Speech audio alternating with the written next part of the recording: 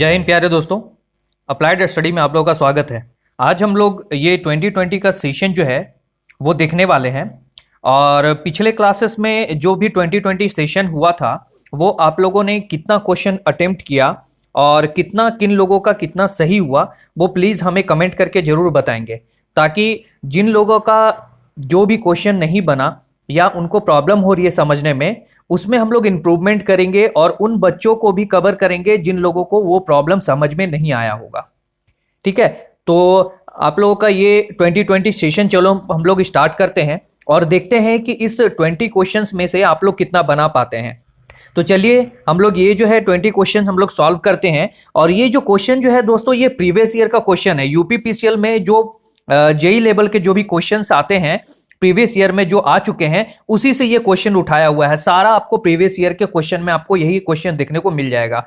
तो अगर आप देखना चाहते हैं तो वो प्रीवियस ईयर में जाके आप देख सकते हैं। तो चलिए फिर इस यूपीपीसीएल के प्रीवियस ईयर क्वेश्चंस को हम लोग 20 क्वेश्चन को सॉल्व करते हैं। उससे पहले मैं बोलना चाहूंगा, जिन लोगों ने अभी तक इस वीडियो को शेयर नहीं किया है वो जल्दी जल्दी इस वीडियो को शेयर कर दे, और जिन लोगों ने अभी तक अप्लाइड स्टडी को सब्सक्राइब नहीं किया है वो जल्दी जल्दी सब्सक्राइब कर ले और बेल आइकन पे क्लिक कर ले, ताकि आने वाले जितने भी वीडियोस हैं उसके सारे नोटिफिकेशन आपको मिल सके।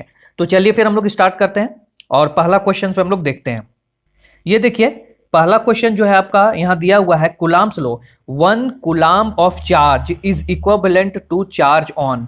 मतलब एक कूलाम्ब जो चार्ज है वो कितने चार्ज के इक्विवेलेंट है, कितने चार्ज के बराबर है। ठीक है, तो मैंने पिछले क्लास में पढ़ाया भी था और इस बारे में हम लोग अच्छे से पढ़े थे। आप लोग को याद होगा तो आप लोग ये क्वेश्चन का आंसर जो है दे पाएंगे। वैसे मैं बता देता हूं, इसका जो आंसर है वो आपका बी आंसर है।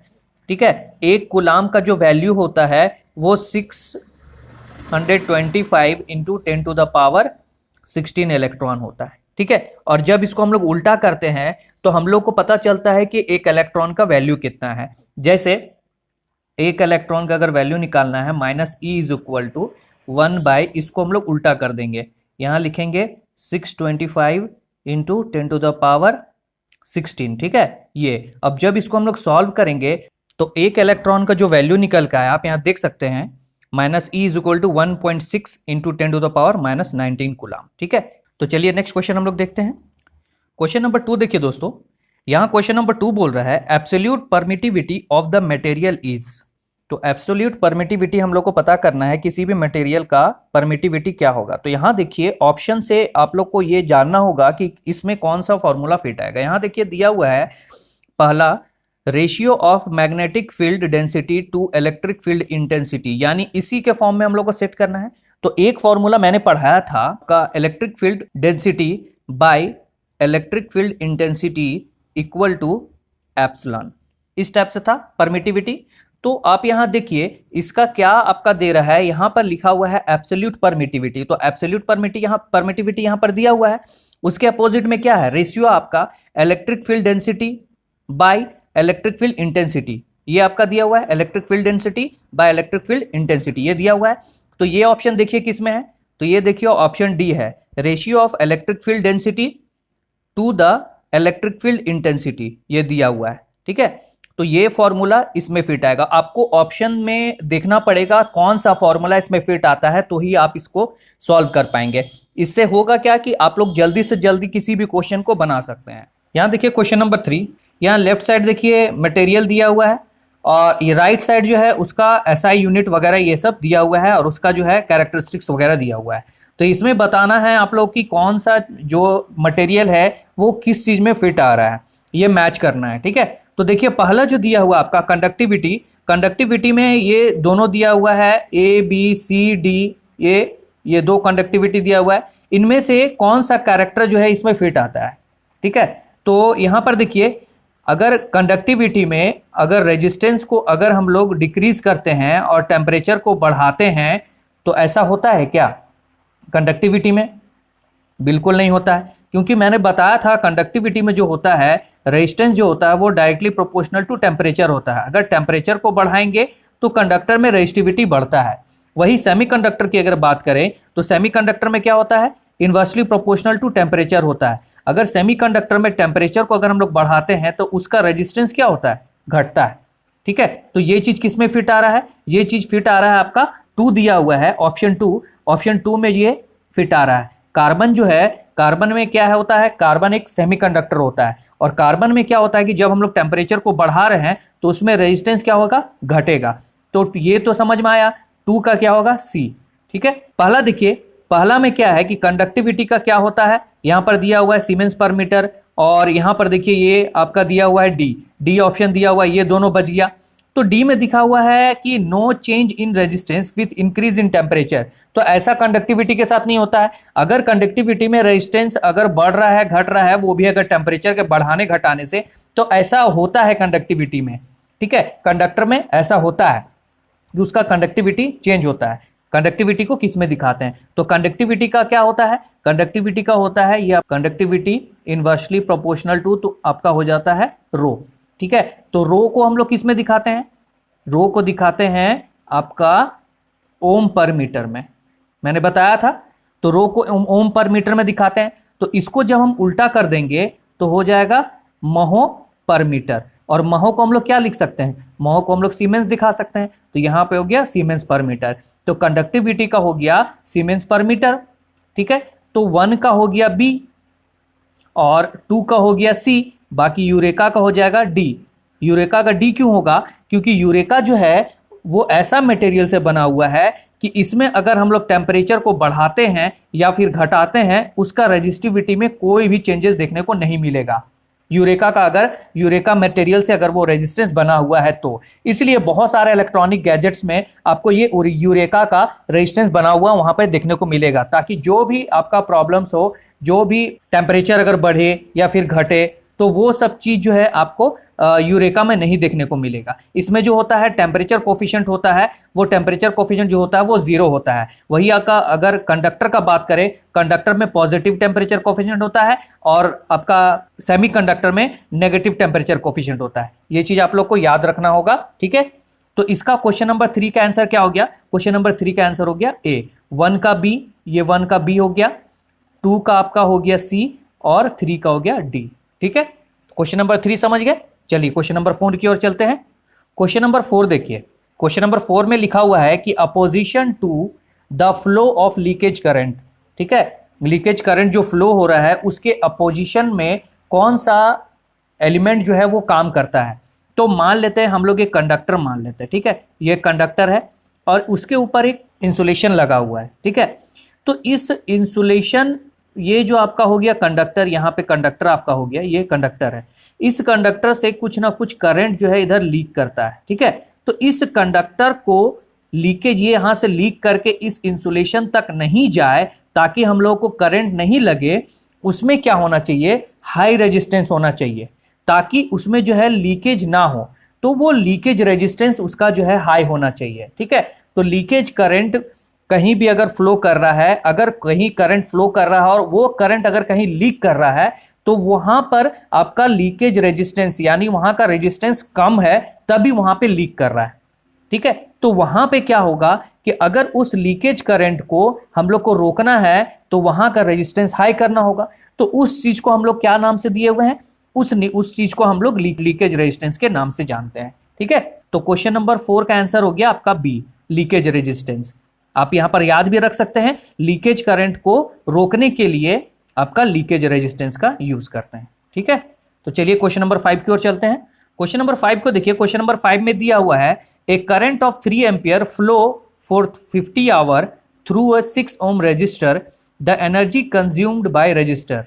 ठीक है, यहां दिया हुआ है 3 एम्पियर करंट है, करंट हम लोग यहां लिख लेते हैं 3 एम्पियर है, और यहां टाइम दिया हुआ है हम लोग का कितना, 50 आवर दिया हुआ है। ठीक है, और यहां पर जो रेजिस्टेंस दिया हुआ है वो 6 ओम दिया हुआ। अब यहां पूछ रहा है कि एनर्जी जो है वो कितना कंज्यूम करेगा, तो पावर का हम लोग फॉर्मूला लगाएंगे, P is equal to I square R T, ये फॉर्मूला लगाएंगे। तो I क्या हो गया, I हो गया 3, तो यहां पर आई स्क्वायर दिया है, यहां पर 2 टाइम्स यहाँ 3 को लिख देंगे, और यहाँ रेजिस्टेंस का वैल्यू दिया है 6, और यहाँ पे टाइम दिया हुआ आपका 50 आवर। ठीक है, तो ये जो वैल्यू है वो वाट आवर में आ गया। ठीक है, तो इसको हम लोग कैलकुलेट जब करेंगे तो यहाँ पे हो जाएगा 3 तिहाई 9 72, यहाँ पे आ जाएगा टोटल 2700। ठीक है, 2700 ये आ गया, ये वाट आवर में आया। ठीक है। और यहाँ पे देखिए ये 2700 कहीं पर आपका आ रहा है ऑप्शन में, कहीं पे आपका नहीं दिख रहा है। तो इसको क्या करेंगे अब हम लोग, वाट आवर को किलो वाट आवर में चेंज कर देंगे। तो यहां से एक एक दो, ये तीसरा, ठीक है। तो यहाँ पे 2.7 किलो वाट आवर, ये आपका आंसर होगा। तो यहां पर किस में है, तो क्वेश्चन नंबर 5 का आंसर क्या हो गया, ऑप्शन नंबर डी हो गया, ठीक है, 2.7 किलो वाट आवर। चलिए नेक्स्ट क्वेश्चन में देखते हैं, क्वेश्चन नंबर 6 देखते हैं हम लोग। क्वेश्चन नंबर 6 बोलता है 3 रजिस्टर दिया हुआ है जो कि आर है, आर नाम दिया हुआ है, और तीनों जो है वो पैरेलली कनेक्टेड है। उसके बाद दिया हुआ है if each dissipated 30 watt then total power supply by the voltage source. अगर बोल रहा है कि वो तीनों जो है प्रत्येक रेजिस्टेंस जो है वो 30 वाट अगर डेसिपेट करे तो टोटल पावर कितना कंज्यूम करेगा। तो मैंने बताया है कि अगर पैरेलल में अगर कनेक्टेड है तो पावर कैसे ऐड करना है या फिर सेपरेट करना है, वो भी मैंने बताया था सब कुछ। तो यहां मान लीजिए आर दिया हुआ है तीनों, ठीक है, और तीनों पैरेलल में कनेक्टेड दिया हुआ है, और सभी का है जो है ये भी 30 वाट है, ये भी 30 वाट है, और ये भी 30 वाट दिया हुआ है, ठीक है। तो अगर रजिस्टर पैरेलल कनेक्टेड है तो पावर को हम लोग डायरेक्ट जोड़ देते हैं, ठीक है, P1 plus P2 plus P3। यहां 3 रजिस्टर का बात कर रहा है तो तीनों को जोड़ देंगे, तो तीनों को जोड़ देंगे तो कितना निकल के आएगा, 90 वाट निकल के आएगा। तो क्वेश्चन नंबर 6 का आंसर हो गया 90 वाट। एक चीज और बोलना चाहूंगा दोस्तों कि जो लोग इस वीडियो को देख रहे हैं, यहाँ पे तो क्वेश्चन आप लोग सॉल्व कर ही रहे हैं, इसका सेशन जो है वो अप्लाइड स्टडी में चल रहा है, वो सेशन को भी आप एक तरफ से पढ़ते आए स्टार्टिंग से, और इधर आप 2020 का जो सेशन चल रहा है, जो ये सीजन है 2020, उसको आप एक एक क्वेश्चन जो है वो देखते हैं, ताकि ये जो क्वेश्चन जो है आपका सब्जेक्ट वाइज ही चलता आ रहा है और टॉपिक वाइज आपको हर क्वेश्चन देखने को मिलेगा। तो ये जो क्वेश्चन सेलेक्ट किया हुआ है वो प्रीवियस ईयर से ही क्वेश्चन है, लेकिन जो चैप्टर हो चुका है उसी से रिलेटेड यहाँ पे क्वेश्चन आपको देखने को मिलेगा। जो भी आप लोग प्रिपेयर कर रहे हैं किसी भी एग्जाम के लिए, वो आप लोग और भी अच्छा से समझ पाएंगे और आप लोग का जो प्रिपरेशन और भी मजबूत होता चला जाएगा, ठीक है। तो चलिए क्वेश्चन नंबर 7 की ओर चलते हैं। क्वेश्चन नंबर 7 हम लोग देखते हैं। यहाँ देखिए क्वेश्चन नंबर 7 में दिया है एक nichrome wire used in a heater as a coil has a resistance of 2 ohm per meter for a heater 1 kilowatt at 200 volt the length of wire।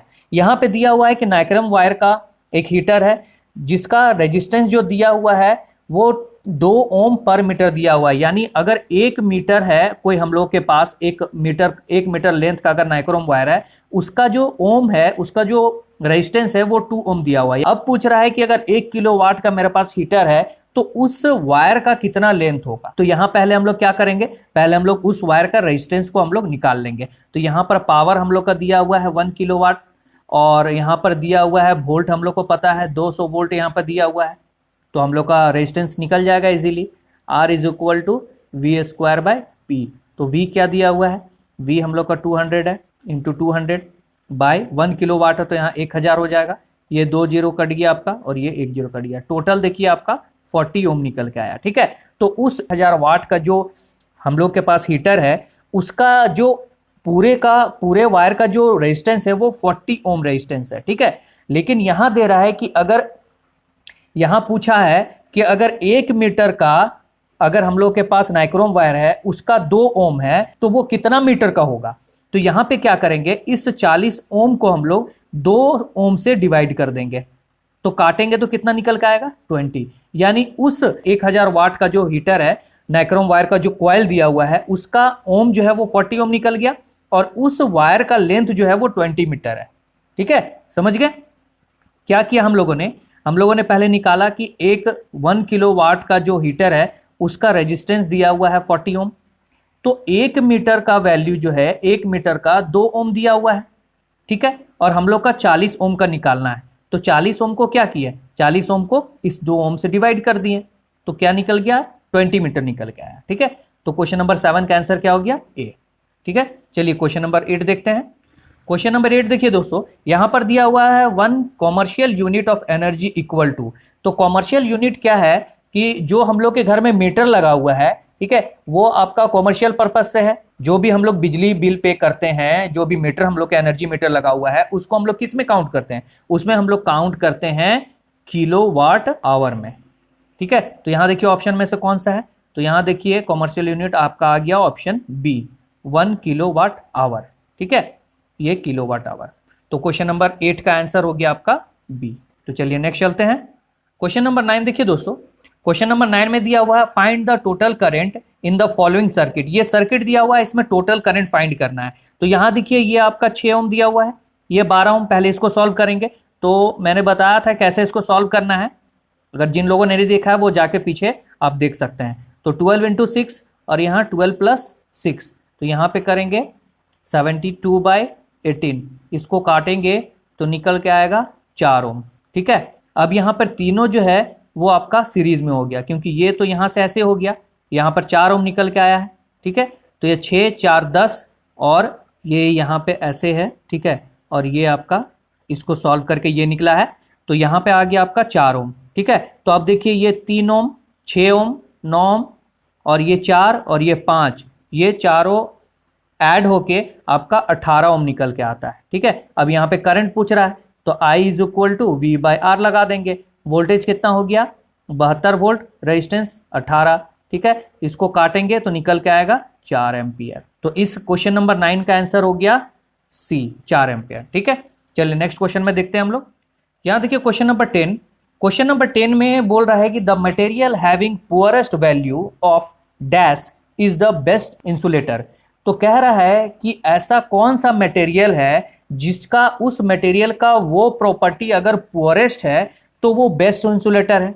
यहाँ पे बात कर रहा है बेस्ट इंसुलेटर। बेस्ट इंसुलेटर कहने का मतलब है कि उसमें से कोई करंट फ्लो नहीं कर रहा है, यानी उसका रेजिस्टेंस बहुत ज्यादा हाई है। और बेस्ट इंसुलेटर में अगर करंट फ्लो करवाएंगे, रेजिस्टेंस हाई है, तो वहां पे कोई कंडक्शन नहीं होगा, कोई कंडक्टिविटी नहीं होगा। तो वहां पे अगर जिस भी मटेरियल का कंडक्टिविटी अगर कम है, पुअर है, तो उसका इंसुलेशन जो है, इंसुलेटर प्रॉपर्टी वो ज्यादा होगा।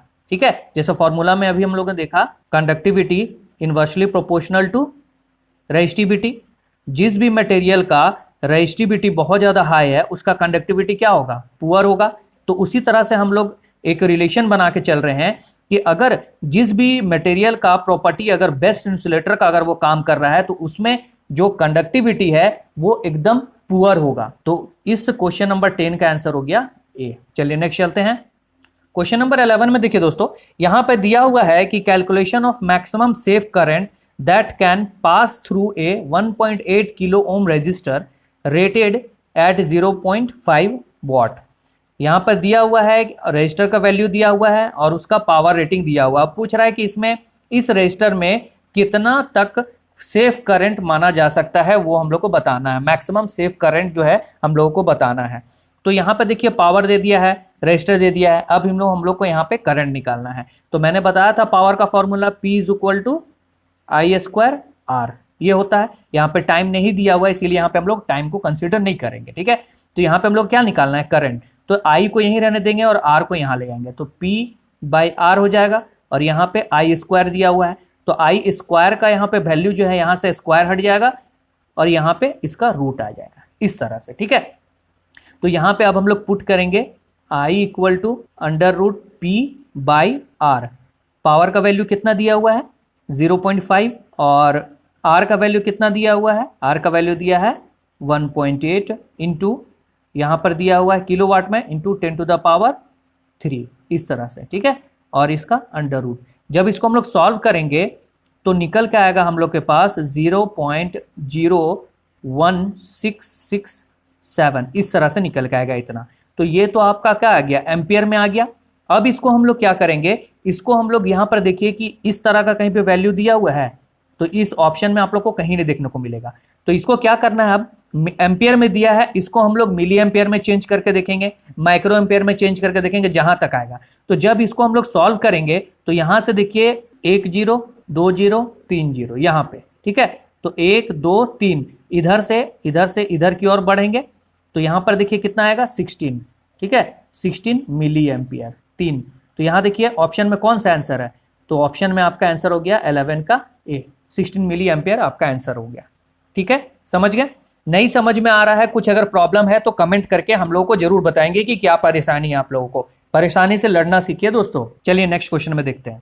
यहाँ देखिए क्वेश्चन नंबर 12। क्वेश्चन नंबर 12 में बोल रहा है insulation resistance of a straight cable is. एक स्ट्रेट केबल है और उस स्ट्रेट केबल का इंसुलेशन रेजिस्टेंस जो है वो किसी के इनवर्सली प्रोपोर्शनल है या डायरेक्टली प्रोपोर्शनल है या 1 है या 0 है, क्या है वो हम लोग को बताना है।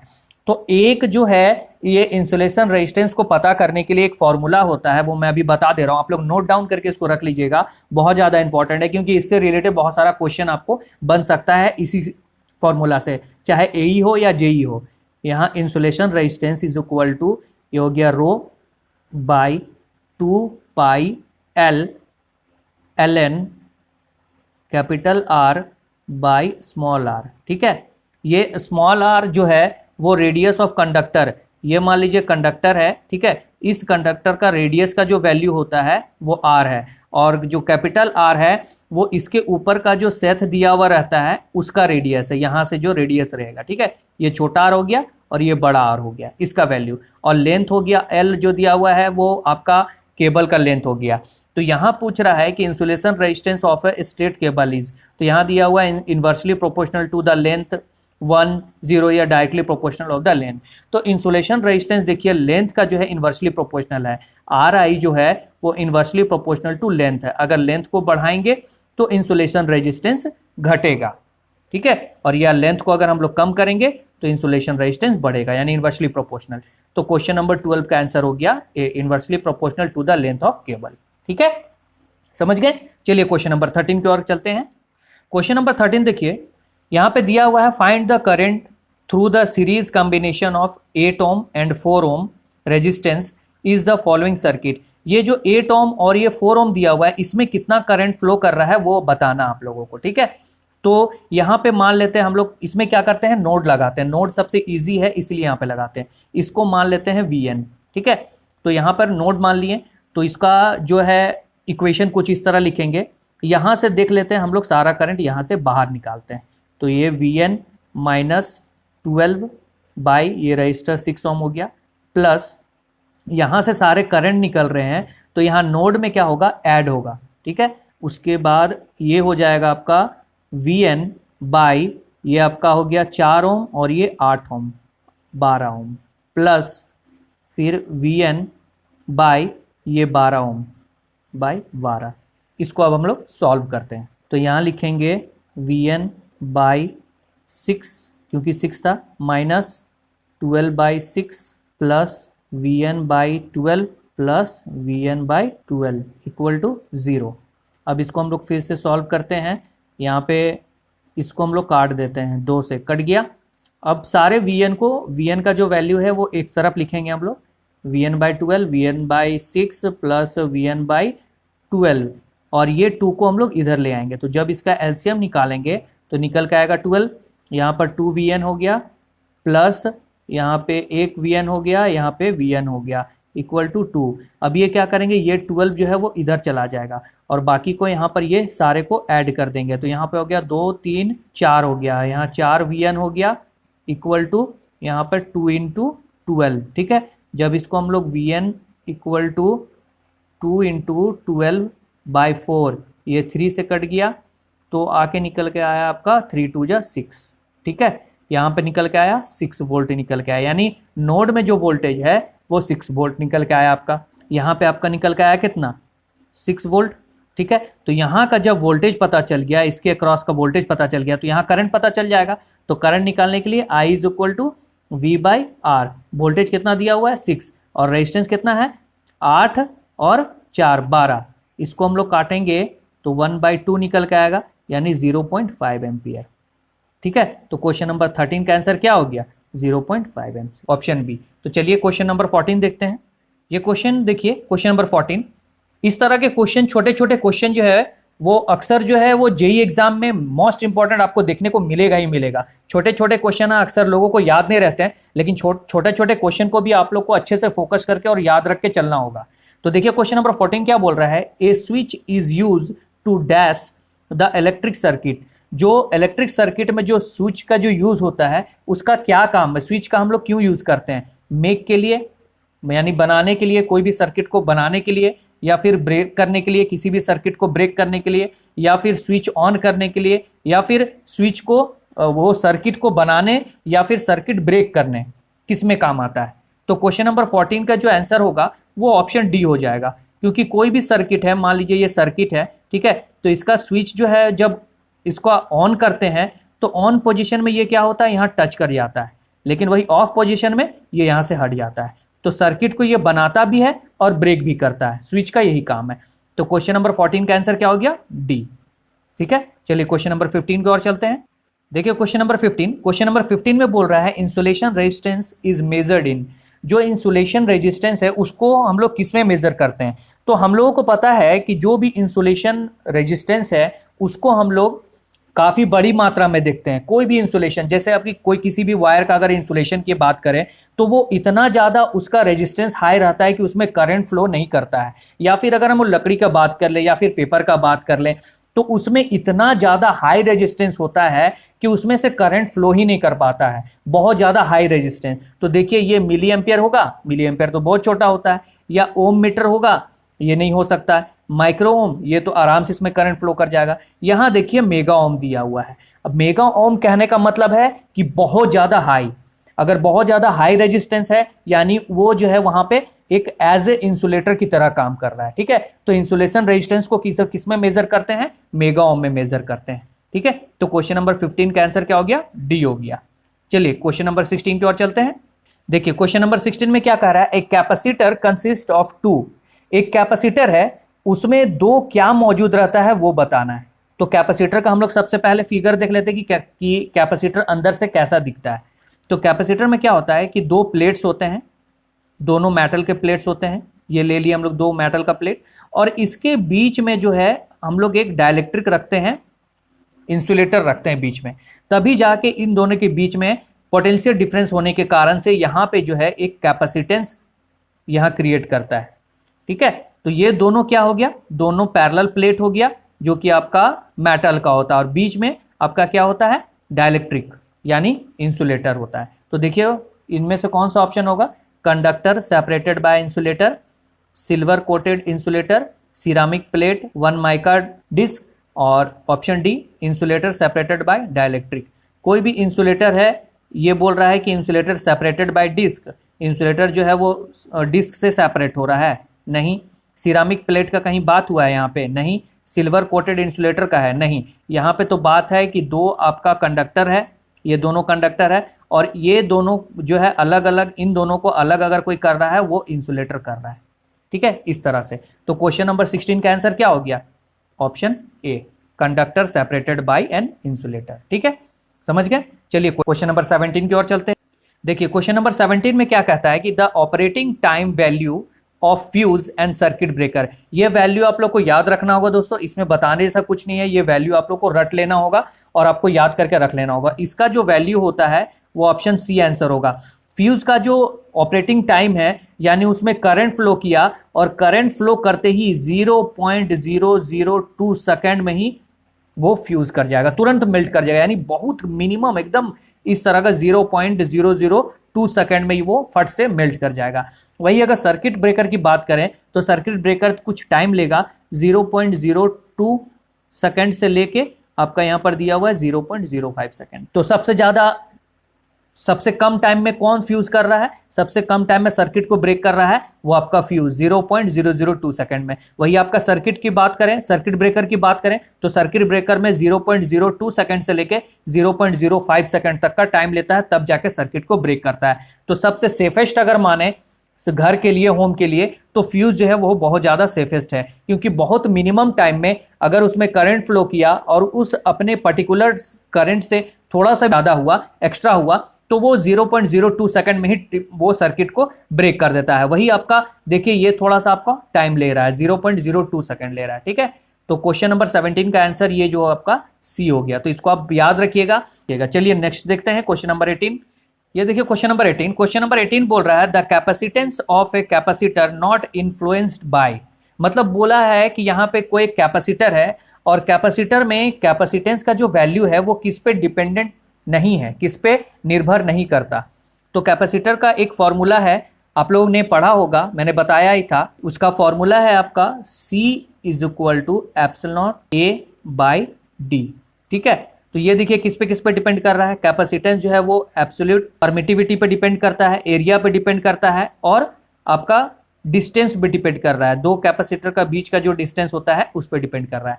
तो यहाँ देखिए ऑप्शन में कौन सा है, किस पे डिपेंड नहीं करता है वो बताना है। यहाँ देखिए कंडक्टिव प्लेट सेपरेशन, जो कंडक्टिविटी है उसके सेपरेशन पे डिपेंड करता है, कितना डिस्टेंस है उस पर डिपेंड करता है। दूसरा आपका कंडक्टिव प्लेट थिकनेस, यहाँ थिकनेस का कहीं बात नहीं कर रहा है। ऑप्शन सी देखिए, कंडक्टिव प्लेट्स एरिया, एरिया पे डिपेंड कर रहा है, देख रहे हैं। और नेचर ऑफ डाइलेक्ट्रिक, ये देखिए डाइलेक्ट्रिक यानी आपका परमिटिविटी पे डिपेंड करता है, यानी परमिटिविटी पे डिपेंड कर रहा है, एरिया पे डिपेंड कर रहा है, और जो प्लेट जो है कितने दूर पे डिस्टेंस है, कितना उन दोनों के बीच का डिस्टेंस है, कितना सेपरेशन है उन दोनों में, उस पे डिपेंड करता है। तो किस पे डिपेंड नहीं करता है, उसके थिकनेस पे। तो कंडक्टिव प्लेट जो है उसका थिकनेस पतला है या मोटा है उस पर डिपेंड नहीं करता है। तो क्वेश्चन नंबर 18 का आंसर क्या हो गया, बी। ये फॉर्मूला याद रखिएगा दोस्तों, C is equal to epsilon not A by D, ये याद रखिएगा। इससे बहुत सारा क्वेश्चन आपको कैपेसिटेंस का बन सकता है। चलिए क्वेश्चन नंबर 19 की ओर चलते हैं।